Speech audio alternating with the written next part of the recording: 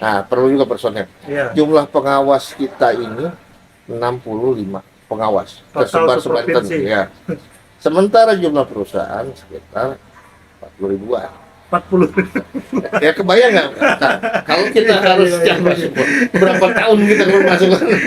Kementerian melalui BPSDM-nya memberikan kuota untuk Banten ini untuk melakukan diklat pengawas kan 6 bulan tuh kan, dari pegawai yang mau jadi pengawas melakukan diklat 6 bulan, dan juga dari CPNS yang masuk ke Naker ada jurusan yang ditujunya adalah memang pengawas tenaga kerjaan. Nah itu bisa langsung kita jadiin pengawas yang sekarang.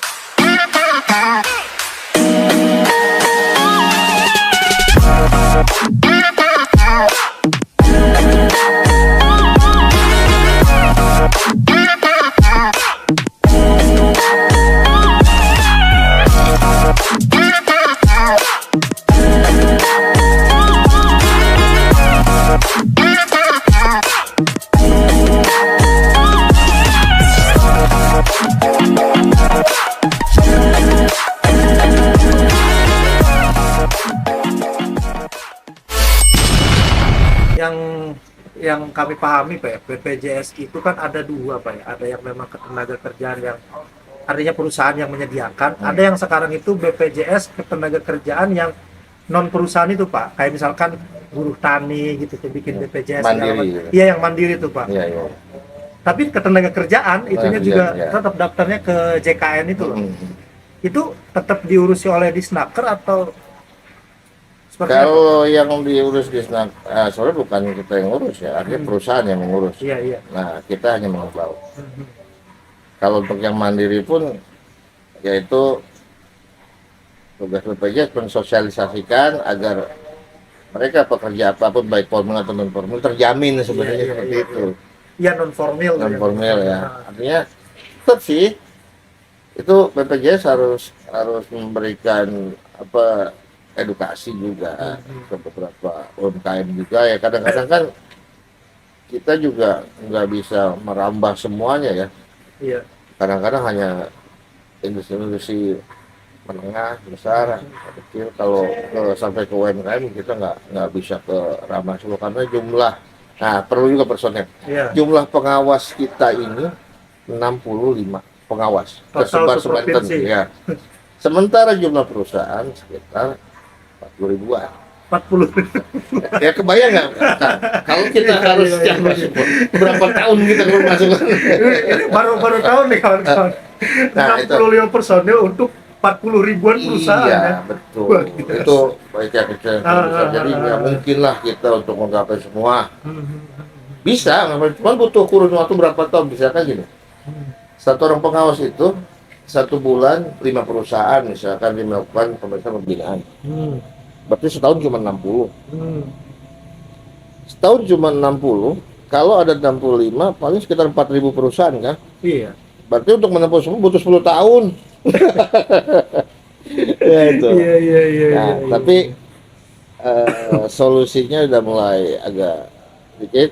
Pada saat kita koordinasi dengan kementerian, kita butuh tenaga pengawas. Akhirnya kementerian melalui BPSDM-nya memberikan kuota untuk Banten ini untuk melakukan diklat pengawas kan 6 bulan tuh kan, dari pegawai yang mau jadi pengawas melakukan diklat 6 bulan, dan juga dari CPNS yang masuk ke Naker ada jurusan yang ditujunya adalah memang pengawas tenaga kerjaan. Nah itu bisa langsung kita jadiin pengawas yang sekarang. Iya. Tapi tetap beliau juga harus dilakukan pendidikan juga, diklat lagi selama 6 bulan.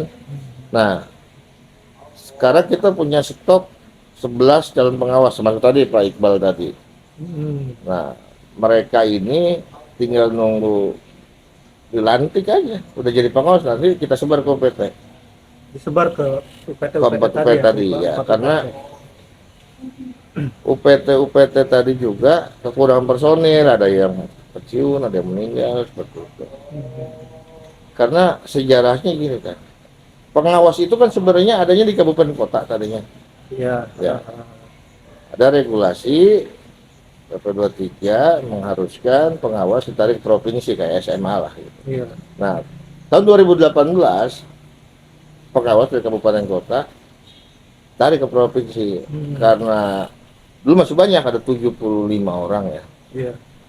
Banyak juga yang senior yang sekarang udah pada pensiun, ada juga yang meninggal. Nah, dari 75 orang ini kita buatkan korwil karena belum terbentuk UPT saat itu. Iya. Dibuatkan korwil, jadi masing-masing korwil Kota Serang, Kota Cilegon untuk per wilayah aja biar gampang kita mappingnya ya.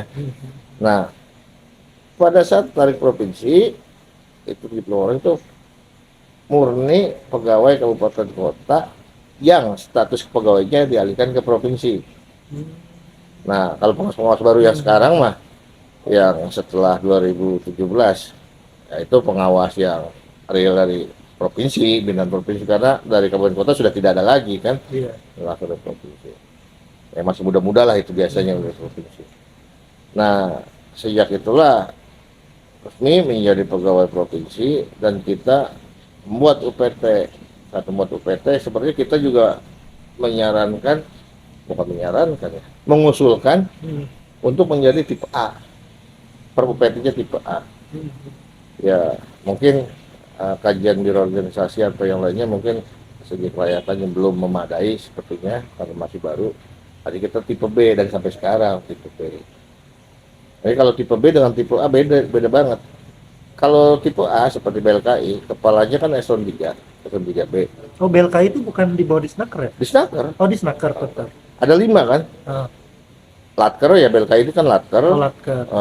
UPT pengawasan ada 4, jadi 5. Oh, Latker satunya itu. Latker ya.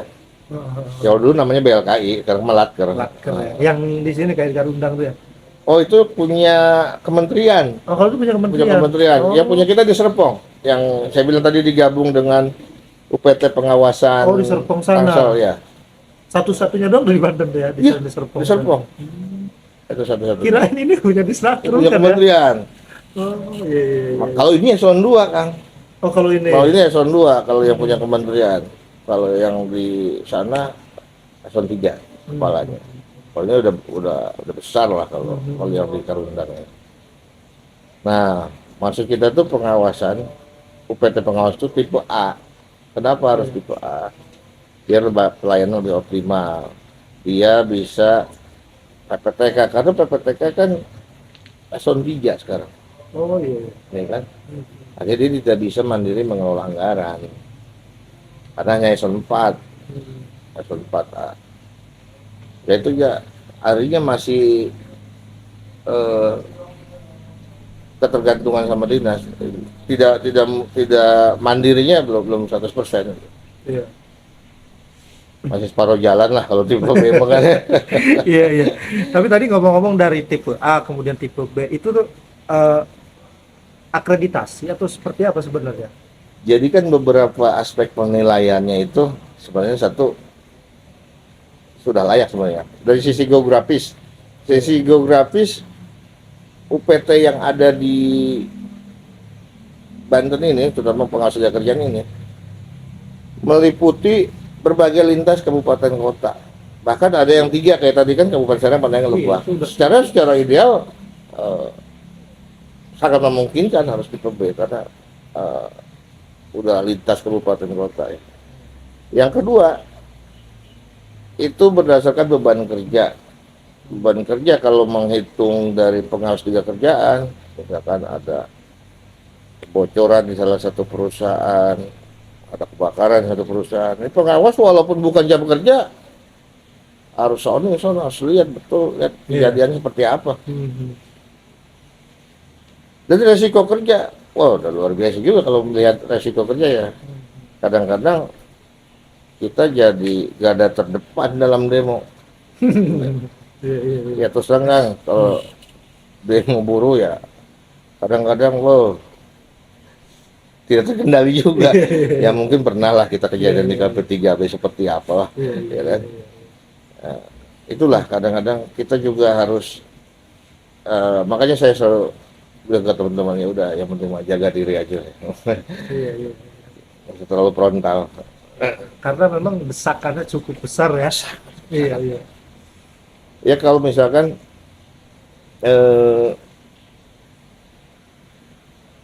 para pendemo ini, apalagi misalkan sudah ada yang menyusun ya udah kacau.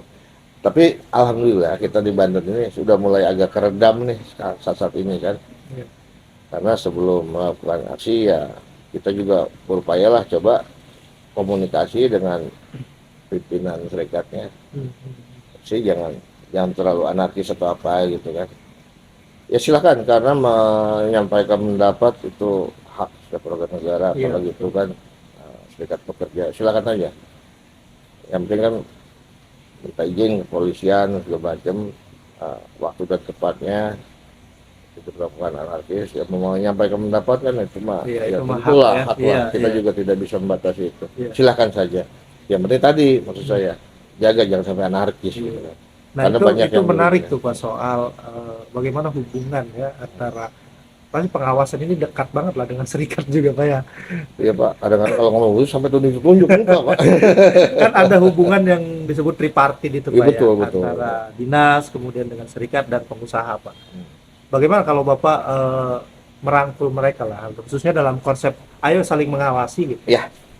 Sebenarnya benar kan. Jadi kita ada beberapa serikat juga yang ya memang ya soft lah, tidak terlalu frontal. Iya. Mereka bisa dijaga bersama. Terutama memang ada kita bisa bagi kalau untuk wilayah-wilayah per wilayah ya, Iya, per iya. wilayah.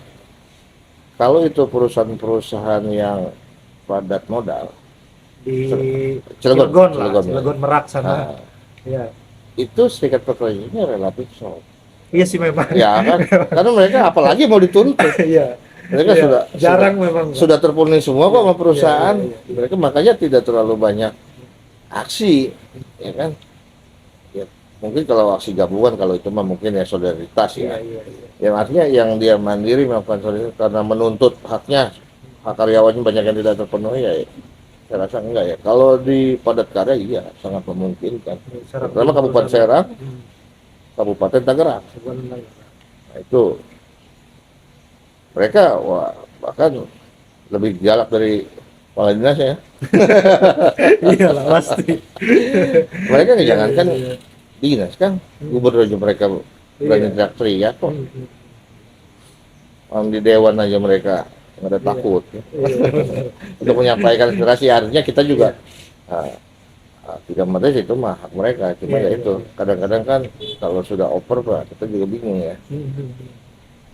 Kadang-kadang kita memberi masukan juga mau sebenar apapun juga di saat kepala tidak dingin makan susah. Susah betul Pak. Hanya kita nunggu slow, kita ajak komunikasi baru. Ya sebenarnya mah itu tadi, kalau kita perlu ya untuk wilayah padat karya inilah yang lebih pressure-nya lebih tinggi. Iya, lah. iya, iya. Tapi kalau wilayah Tangerang, karena Tangerang juga ada beberapa ya selain kabupaten tadi ya. Iya.